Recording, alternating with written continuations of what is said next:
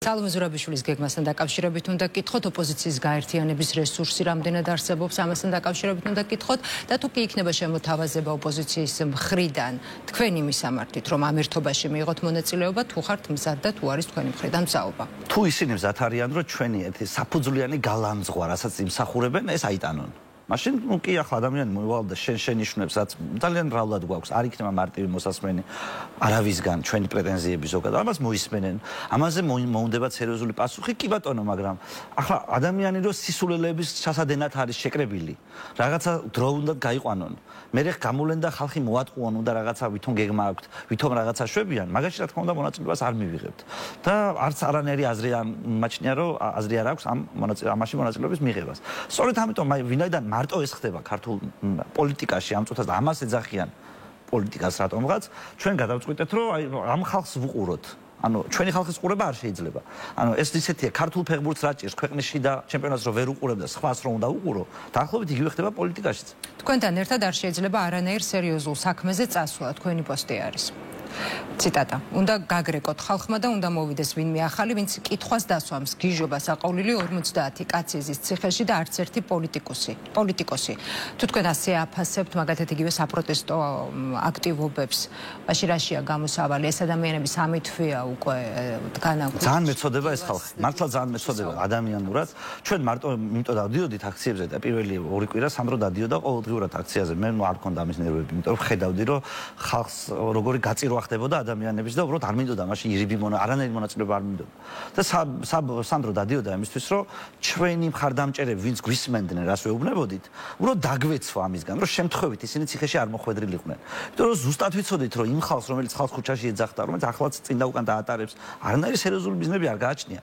მაგათ რო ხოცების დამარცხება დომოდათ საერთოდ სხვანაირად მოიქცეოდნენ როგორ მოიქცეოდნენ რას ნიშნავს როგორ მოიქცეოდნენ ანუ მათ ხო არაფერი არ გაუკეთებიათ იმისთვის რომ ხოცებს არჩევნებზე წაიგოთ ჯერ ერთი თვითონ ამბობდნენ მაგალითად ერთ-ერთმა მათმა ბელადმა თქვა რომ ჩვენ ვიცოდითო რომ გირჩი ხმას ართმევდაო ქართულ ოცნებასო მაგრამ დავმალეთო ამის მიუხედავათო ისო რა ქვია თქვენო არ გამორცხავდით კოალიციას ხოცებთანო თუ იცოდი რომ გირჩი ხმას ართმევდა ხოცებს ანუ ხოცების დამარცხების გზა მე ვყოფილ ვარ ხო და მე რო დამალე ეთერიდან და შე რო გამოხვედი ბიზნესგინებით 24 საათის რო ხონდა ჩართული გეგონება ასე ხოცების ხმას იშოვიდი ანუ ეს ხო სიამბლეში ნიშნავს იმას რომ შენ მოგება არ გინდოდა ჩემს მაგალითზე ვიცი ეს და ასეთი რამდენი მაგალითი ვიცით ანუ რა ვიცი შეგვიძლია გავარჩიოთ ახლა მე ამისთვის არ ვარ მოსული მინდა რომ სხვა რამეზე ვილაპარაკოთ ვიდრე ამ სისულელის გარჩევა რასაც ქარტია ქვია და რასაც ხალხი წინ დაუკანტარება ქვია ამაზე უბრალოდ რომ ეს მახსენდება თავში სისხლი მასხამს იმიტომ რომ ხვდები სიამბლეში რას უკეთებენ ამ ხალხს ციტატა და შემდეგ ისაუბრეთ რა სურთკიდების არ ვიცი გზავნილები გავუშვით თქვენი ამ მორჩევის მისამართი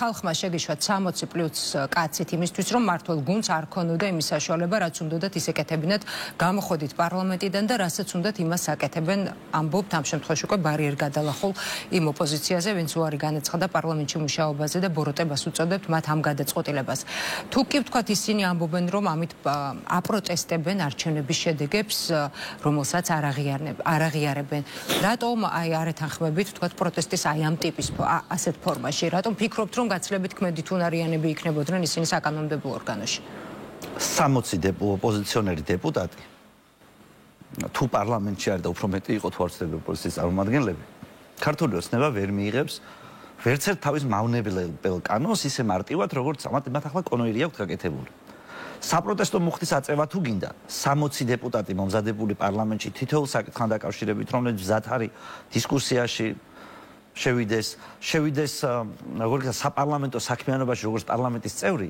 ჩემი აზრით ბევრად უფრო ეფექტურია ვიდრე ქუჩაში ხალხის წინ დაუკანტარება მაგრამ პრობლემა სხვა რამეშია პრობლემა იმაშია რომ როგორც ხელისუფლებას არ ქონდა დაწერილი დეპუტატების სია მართლა დეპუტატებით და დაწერილი ქონდა თითის დამჭერი ხალხით რომელიც თავარი არის ერთგულების ნიშნით სწორ ადგილას თითი დააჭიროს ზუსტად ასევე შეარჩია ოპოზიციამ და ამ ხალხს უბრალოდ არ შეუძლია პარლამენტში სადეპუტატო საქმიანობის განხორციელება ადგილი რო იყიდა ოქრიაშვილმა თუ ვიღაცა ოქრიაშვილი რომელიც წამლების ის რო არის აფთიაქის გამგე ანუ იმან რო ის იყიდა რა ქვია ადგილი იყიდა საპარლამენტო სიაში დაცებში ეგ ხო არ ნიშნავს რომ ის პარლამენტის წევრი იყო ან წინამორწმუნეობაში ან ახლა და იქ საპარლამენტო საქმიანობას გაკაჩავდა თუ შენ ასე შეავსებ ამ სიას მაშინ ხო წინამდებობას ვერ გაუწევ და ჯობია არ შეხვიდე ანუ მართლა ერთადერთი გამოსავალია ამ დროს როდესაც შენ მოგების სია დაწერე რომელიც იმ შემთხვევაში არელევანტური თუ მოიგებ და მწვანეზეა თითი დასაჭერი და მაგაში არიან მაგრები. მაგრამ უცბად წააგიდა მწვანეში თითის დამჭერი კი არ გჭირდება, არამედ გჭირდება ადამიანი, რომელიც თვითონ მუხს წაიკითხავს, პუნქტს გაანალიზებს. იქ მივა კომიტეტს დაესწრება, კითხვებს დასვამს, საბოლოო სიტყვით გამოვა, დებატებში შევა, ეთერში დაჯდება, ანუ პოლიტიკით დაკავდება. თუ ასეთი ყავს, 60 კაცი ჩათვალე, რომ ხოცები ვერ მიაღწევენ ვადის ბოლომდე. ეს თუ მართლა ასეა. უბრალოდ ამას ჭირდება ნერვები, ჭირდება კვალიფიკაცია, ჭირდება შრომა. ჩვენ ამას 4 კაცი ვაკეთებდით წინა პარლამენტში. 4. იქ რომ ჩვენ 64 ყოფილიყავით, მე უბრალოდ ეს იქნებოდა ხოცების ჯოჯოხეთი. ისინი მართლა ვერაფერს ვერ გააკეთებდნენ. თუ ვადის დასრულებამდე მთელ საზოგადოებას ეცოდინებოდა, რომ არანაირი ხოცებისთვის სისტემა არ შეიძლება. ხო, არა შეეხება გამოსავალს, გამოსავალი მარტივი არ არის. გამოსავალი ზოგადად არის ერთადერთი, რომ ადამიანები აზრზე მოვიდნენ. მაგრამ მე რო გითხრათ, რომ აი ქვეკითხვა რო დამისვათ, როგორ უნდა მოვიდნენ ადამიანები თავის აზრზეო, ვერ გეტყვით. იმიტომ რომ რამდენი რამეა ჩაფენილი ამ ქვეყნის პრობლემებში. განათლების სისტემა, ჩვენი მძიმე ბავშვობა, პოლიტიკოსებისადმი უნდობლობა, კრიტიკული აზრის ნაკლებობა. აი პიზის ტესტის ამბები ხო ვიცით? ანუ საბოლოო ჯამში ბიულეტინთან აისახება. ანუ აი ხმა არ დაიკარგოსო, ადამიანი ამბობს, რომ ხმა არ დაიკარგოსო. და პარალელურად იმავე დროს ამბობს, რომ მე ვაძლევ ხმას იმ პარტიას, რომელიც პარლამენტში არ შევა. ანუ ჩემს მიერ ნდობა გამოცხადებული ხალხი არ უნდა შევიდეს პარლამენტში. ამავდროულად ხმა არ დაიკარგოს. ეს ორი რო ერთმანეთს არ შეესაბამება. მინიმუმ. და იმის მიხვედრა, რომ თუ შენ ხმას იმას არ აძლევ, ვინ შენ ნამდვილად გინდა. ხმა რო უკვე დაკარგულია. აი ამას თუ ვერ ხვდები. მე რა გამოსავალი უნდა გითხრა? ჯერ ამას უნდა მიხვდე, გამოსავალი ეს არის. გამოსავალი ის არის, როგორც თქვენი შვილის მომავალზე ინერვიულებდით. თქვენ ყველა მშობელმა ხო არ იცის რა ჯობია, რომელი უნივერსიტეტი ჯობია მისი შვილისთვის, რომელი სკოლა ჯობია, რომელი ექიმი ჯობია, მაგრამ ამას ბევრად მეტი სერიოზულობით ეკიდება და მისთვის სანდო ადამიანებს რჩევას ეკითხება. მე ამოწმებს სხვა ადამიანებთან. მე შეიძლება ChatGPT-ს კითხოს. ესმით, ანუ ინფორმაციას ამოწმებ. და ამ კონკრეტულ შემთხვევაში ეს რო იმდენად მცირედით გაინტერესებს შენი მომავალი, რომ სინამდვილეში ენდობი ვიღაც კოორდინატორს, ადამიანს, რომელიც მოდის და 50 ლარს გაძლევს, რომელიც სულ ტყუილს გეუბნებოდა, მაგრამ კიდევ ერთხელ გეუბნება სასიამოვნო ტყუილს. ამას იჯერებ. არჩევნებზე მიდიხარ, ასე ხაზავ. ბოლოს აღმოჩნდება ისეთი შედეგი, რაც შენ არ მოგწონს. და მე გამოვარდები ქუჩაში შეუსაბამოდ ყველაფერთან. ვიღაც გეუბნება, რომ როგორც მაშინ არიყავი მართალი, როცა რაღაცას ხაზავდი, ახლაც არ ახარ მართალი, რო ქუჩაში დარბიხარ. მაშინაც სხვა რამე უნდა გააკეთებინა, ახლაც სხვა რამე უნდა გააკეთო. აი, გამოსავალი არის ამის მიხვედრაში. მაგრამ როგორ უნდა მიხვდე ამას? მე ეს არ ვიცი, იმიტომ რომ მე გამზადებული პასუხი რომ მქონდეს იმაზე, რა ქვია, რა ეშველება საბჭოთა განათლება სისტემა გამოვლილ ადამიანებს, რომელსაც აზროვნება მოღრეცილი აქვს, რომელსაც ამდენი უბედურება აქვს გადატანილი და არავისი არ ჯერათ. მაშინ რა ვიცი, სკოლის გახსნაზე კი არ ვიფიქრებდით, არამედ სხვა რამეზე ვიფიქრებდით, მაგრამ რო ჩავთვალეთ, რომ ამ ქვეყანაში ვიღაც ადამიანთა კატეგორიას უბრალოდ არ ეშველება, გადავწყვიტეთ, რომ ბავშვებს მაინც ვუშველოთ. და ბავშვებს მაინც მივაწოდოთ საღი აზრი, რომ მათ მომავალში სწორედ შეძლონ კოორდინირება ერთმანეთთან, ამ საზოგადოებასთან და გამომუშავდეთ ის კრიტიკული აზრი, რომელიც ასე დროს გამოსავლის პონაში არის აუცილებელი. თუმცა აი მოკლედ თუ მეკითხებით, რაშია გამოსავალი? გამოსავალი იმაშია, რომ დავიწყოთ ლაპარაკი. მინიმუმ როცა არ ვიცით რა გავაკეთოთ, უნდა ვიცოდეთ ის, რომ გავხსნათ ეთერები, ახლა როა ჩაკეტილი ისე კი არა. და ლაპარაკი დავიწყოთ, დებატები ერთმანეთთან, კაცო. დებატები, გამოცდილება გაქვთ. არა, მე ეგეთი გამოცდილებით კი არ გავაკეთოთ, და მე თქვენ არ გაკეთეთ ამ შემთხვევაში. მე ვიზახი ზოგადად, ანუ ხო არის რაღაცა ტრენდი რომ უნდა შემოდის ხოლმე. ამის რესურსი რომ დებატები დაიწყოთ, უნდა არსებობდეს ორივე მხარე. მაშინ აუცილებლად ვიჩხუბეთ ბოლოში. სულ მცირე. ნახეთ, ჩვენ ხო ეს პირველად არ ხდება. მე ანუ გადაცემა მაქვს საავტორო, რომელიც სამდვილეში სხვანაირად რო ვთარგმნოთ, იმასაც ნიშნავს, როგორ დავხოცეთ ქართველებმა ერთმანეთი და რატომ. ამასაც ნიშნავს სხვანაირად და თუ რამეს მეუბნება ეს გადაცემა მეუბნება იმას, რომ რაღაც დროს ქართველებმა ერთმანეთთან ლაპარაკი შევწყვიტეთ, როგორც კი ლაპარაკი შევწყვიტეთ, სხვა გზა არ დარჩა და ცოტა ხანში ჩხუბზე გადავედით. ალტერნატივა არ აქვს. და ახლაც ხო იგივე სიტუაციაში ვარ. ლაპარაკი გვაქვს შეწყვეტილი და ჩხუბისთვის ვემზადებით. და მე ვამფიქრობ, რომ ეს ამ ხალხს მივბაძოთ თქო და არ გავაკეთოთ ეს. მოდი გავხსნათ სალაპარაკო სივრცე. ხო, გავხსნათ სალაპარაკო სივრცე, აქ გახსნილია პირველ არხზე. იაგო, ხვალ რომ დაინიშნოს არჩევნები.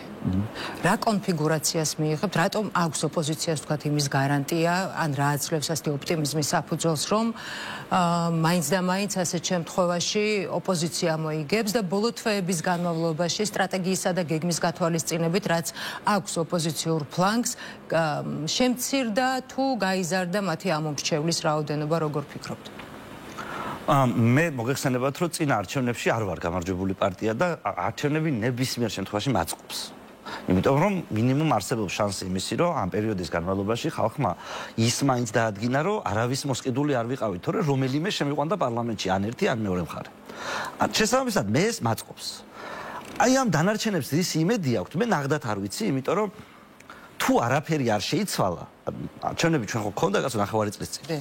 არჩევნების თავარი ამოცანა ტემპერატურის დაბლა დაწევა არჩევნების მერე, რაც აუცილებელია, რაც ყველა ნორმალურ ამერიკაში მოხდა მაგალითად. ხო, თორე იქაც იყო პოლარიზაცია და მთელი ამბავი. მაგრამ გაიმარჯვა ერთმა, არჩევნებზე კითხვის ნიშნები არ არსებობს. ხალხი დაიშალა, გამარჯვებული, დამარცხებული ემზადება მომავალი არჩევნებისთვის. ჩვენთან ეს ხო არ იქნა მიღწეული. მეორე არჩევნების თუ ისევ იგივენაირად ჩავატარებთ, არაფერს ჩვენს ქმედებაში არ შევცვლით.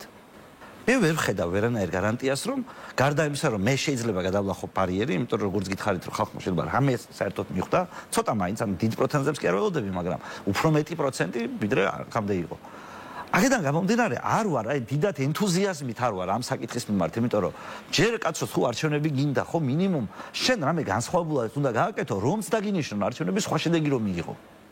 და ვინაიდან ამაზე ჯერ არავინ არ საუბრობს, ჯერ ისევ მედიები, ისევ რაღაცა ტევე პირველი ლელოსავს იღლიაში ამოჭრილი, ფორმულა ნაცებს ყავს იღლიაში ამოჭრილი, მესამე კიდე ვიღაცას ყავს იღლიაში ამოჭრილი. ანუ აი ამითი ხო არაფერი არ მოხდება. ანუ აი ფიზიკურად ამითი შეუძლებელია რამე ახალი მოხდეს და მე უბრალოდ ველოდები, რომ რამე ტიპის რყევა მოხდეს. ბოლოს და ბოლოს ამერიკაში შეიცვალა ყველაფერი. და მინდა რომ ის ტალღა აქ მოვიდეს ჩვენთან. გავლენა იქონიოს აქაურ საზოგადოებაზე, მედიაზე, პოლიტიკაზე და მერე დაინიშნოს არჩევნები, იმიტომ რომ არჩევნები რო აუცილებელია. ეს ნებისმიერი თქვენი კოლეგა ჟურნალისტი, ვინც პარლამენტში მუშაობს, რო გააჩეროთ და კითხოთ, რომ ხო დადიხართ პარლამენტში, ხო სხვა პარლამენტშიც ყოფილხართ. არის ეს პარლამენტი, რასაც თქვენ აკეთებთ, არის ეს ჟურნალისტიკა.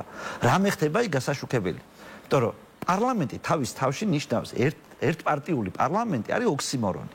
ანუ ყველა ქოცი თუ სადღაც ზის, ეს არის ქოცების თათბირი და არა პარლამენტი. პარლამენტი აპრიორი მოიცავს იმას, რომ იქ იყოს ოპოზიცია, ერთი თუ არა ბევრი ოპოზიცია იყოს.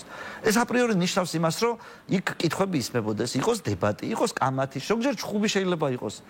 გრძელდებოდეს ადეკვატური დროის განმავლობაში, მაგრამ დღეში რო 50 კანონს მიიღებ 10 წუთში. და სიჩუმისგან რო უხერხულობა გაქვს, კითხვას რო ზდილობის გამოსვამ. ეს ხო პარლამენტი არ არის და ასეთი პარლამენტით არც ამ ხალხთან მისვლა შეიძლება. არც დასავლეთთან, სხვა დასავლეთთან, რომელიც შეიძლება კრიტიკული იყოს, მისვლა შეიძლება.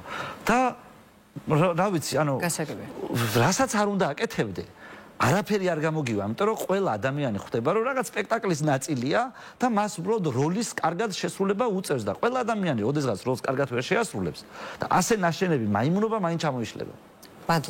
მადლობა იაგო, დრო ამოიწურა. იაგო ხვიჩია საუბრობდა პირდაპირ ეთერში, გერჩის ლიდერი.